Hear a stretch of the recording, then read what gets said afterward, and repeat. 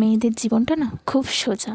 আমরা যতটা সোজা বলে মনে করি, মেয়েদের জীবনটা আদৌ অতটা সোজা নয়। মেয়েদের জীবন একটা বন্ধ পাখির খাঁচার মতো হয়। একটা মেয়ে যখন জন্মায় তখন থেকেই তার যুদ্ধ শুরু হয়ে যায়।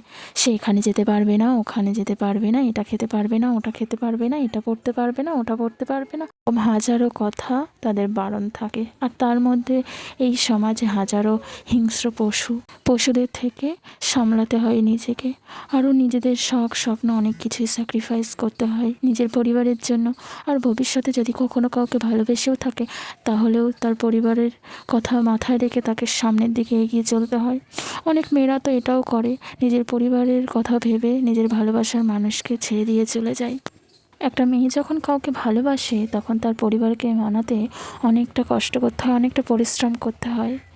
আর যদি তার স্ট্রিক্ট ফ্যামিলি থাকে, মানে রাগী ফ্যামিলি থাকে, তাহলে তো আর কথাই নেই। তাহলে তার মেয়েটার উপরে মানসিকভাবে টর্চার করা হয়, ফিজিক্যালি টর্চার করা হয়, আরও কতই কিনা। আর একটা মেয়ের জীবন কখনোই এতটা সহজ হতে পারে না। যখন মাসে তার পিরিয়ডস হয় তখন সেই মেয়েটাই বোঝে তার যন্ত্রণাটা কীরকম।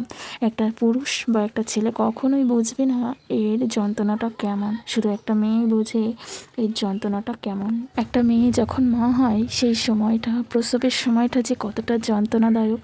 একটা সন্তানকে জন্ম দিতে গেলে একটা মায়ের মৃত্যুর সাথে পাঙ্গা লড়ে তারপরে এই দুনিয়ার মুখ দেখাতে হয় একটা ছোট্ট শিশুকে।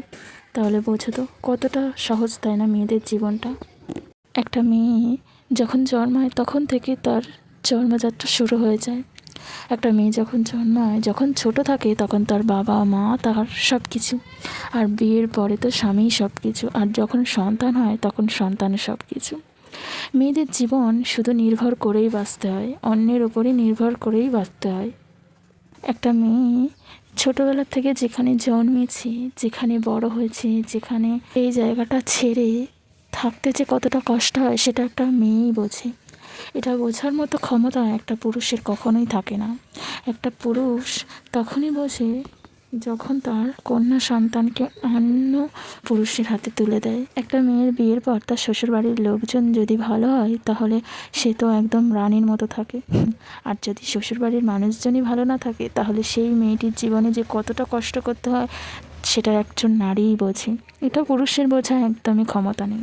একটা স্বামীর সবথেকে দায়িত্ব কি জানেন? একটা নারীকে বা তার স্ত্রীকে যত্ন করা, ভালোবাসা, গুরুত্ব দেওয়া, তার কি ইচ্ছা অনিচ্ছা, তার কি সে ভালো লাগে ভালো লাগে না, সব কিছুর ওপর গুরুত্ব দেওয়া। কারণ একটা নারী তার বাবা মাকে যখন ছেড়ে আসে সেই বোঝে স্বামী যদি কোনো কারণে তাকে অসম্মান করে, যত্ন না করে, তার কতটা কষ্ট হয় সেটা একটা নারীই বোঝে। এটা বোঝার মতো মনে হয় পুরুষের নেই। ভিডিওটা কেমন লাগলো অবশ্যই কমেন্টে জানাবে। আমার কথা যদি ভুল হয়ে থাকে তাহলে ক্ষমা করে দেবেন।